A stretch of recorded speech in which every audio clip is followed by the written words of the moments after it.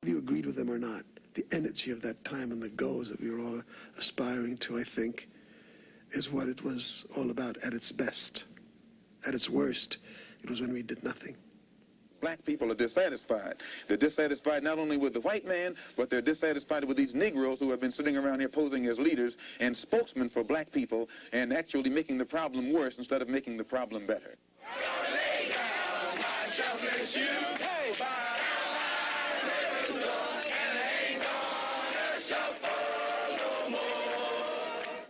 I'm tired of marching.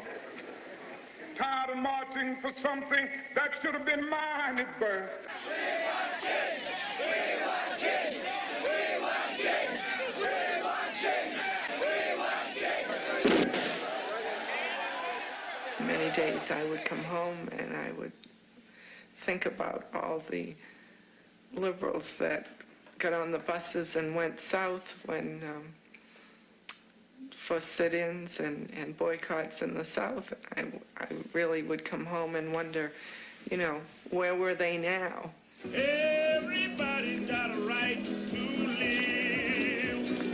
Everybody's got a right to live. By the mid-1960s, the civil rights movement had changed the laws that divided us by race.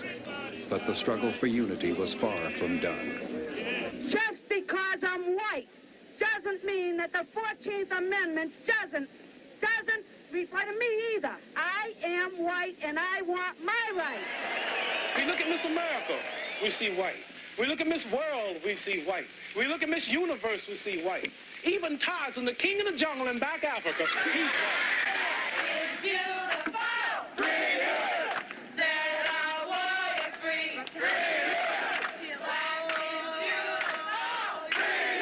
Black Panthers preach every day hate, kill whitey, kill the police, kill the pigs, hate, hate, hate. That's all you hear from them. We don't hate nobody because of their color. We hate oppression. We hate murder of black people in our communities.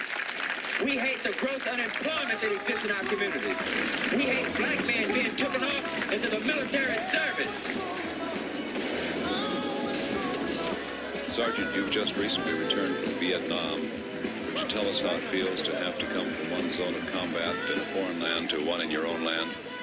It's not a good feeling, not one I'm kind of proud of. We stand on the eve of a black revolution, brothers. Masses of our people are in the streets. The rebellions that we see are merely dress rehearsals for the revolution that's to come. Are you going to live outside of the American culture? Or are you going to live within it? As long as you stay in America, you've got to conform. What else can you do? We won't go back! We won't go back! This television series chronicles a period of history when our nation stood at a racial crossroads. A time when Americans struggled to define what was truly meant by liberty and justice for all.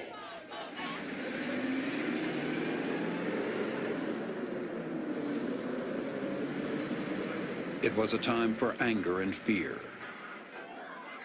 A time when a gain for blacks was sometimes seen as a loss for whites.